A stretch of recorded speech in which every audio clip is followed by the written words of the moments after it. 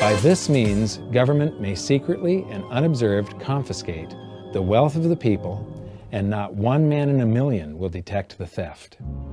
I believe that presented correctly, anyone can understand this system, regardless of how complex it is. So let's do a recap and break it down even more. The way the system works is that, step 1, the government creates glorified IOUs. These bonds increase our national debt and put the public on the hook to pay it back. Step 2, IOUs are swapped to create currency. The Treasury sells the bonds to the banks. The banks then turn around and sell our national debt at a profit to the Federal Reserve, which they probably own. The Federal Reserve then opens its checkbook that doesn't have a penny in it and buys those IOUs with IOUs that it writes, checks, on a checking account that has a zero balance. Then they give those checks to the banks and currency just springs into existence, and then the whole process repeats. This results in a buildup of bonds at the Federal Reserve and currency at the Treasury, which is really just a supply of numbers. The Treasury then deposits the numbers in the various branches of the government, and we get to step 3.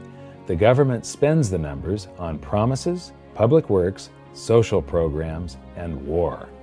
Then the government employees, contractors, and soldiers deposit their pay into the banks, and we get to step 4, where the banks multiply the numbers by magically inventing more IOUs through fractional reserve lending, where they steal a portion of everyone's deposit and lend it out. That currency gets redeposited, and then a portion is stolen again, and the process repeats over and over, magnifying the currency supply exponentially. Then we work for some of those numbers, which brings us to step 5, where our numbers are taxed.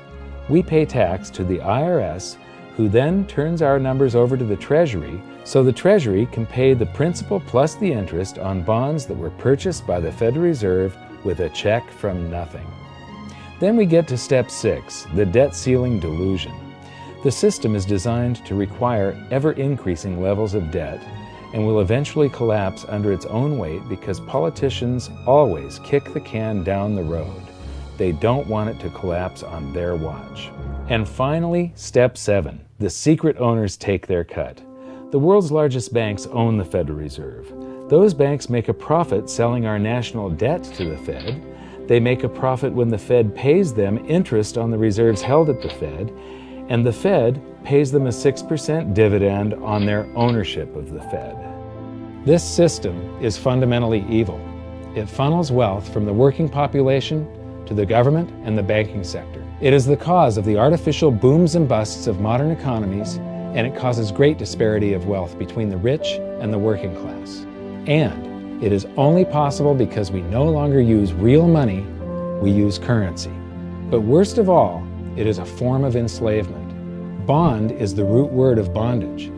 Whenever a government issues a bond, it is a promise to make us pay tax in the future. Nobody asked you if you wanted to pay tax today for the prosperity we all enjoyed in the last century.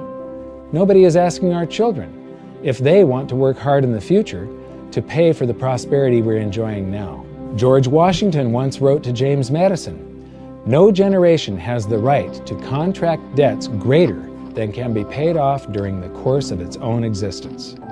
By stealing prosperity from tomorrow so we can spend it today, we enslave ourselves and future generations. Now this all sounds pretty bad, but there is great hope, for you are the greatest threat to this false monetary system. This system relies on the public being ignorant of its workings. Please share this knowledge with everyone you know, because an informed public that fully understands the system can build a better future for generations to come. And now I leave you with this quote, widely attributed to a former director of the Bank of England. The modern banking system manufactures money out of nothing. The process is perhaps the most astounding piece of sleight of hand that was ever invented.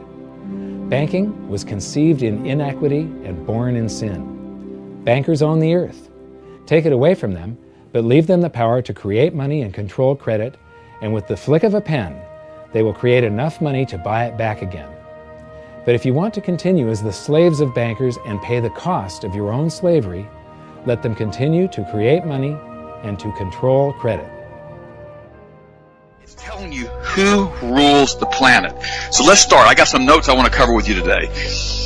Let's take a look at the banking group right now.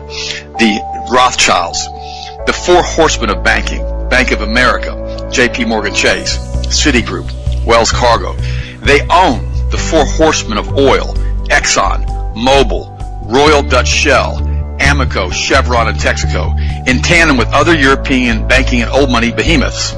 But their monopoly over the global economy does not end in the edge of the oil patch. According to company 10K filings to the SEC, the four horsemen of the apocalypse, the banking apocalypse, are among the top 10 stockholders of virtually every Fortune 500 corporation.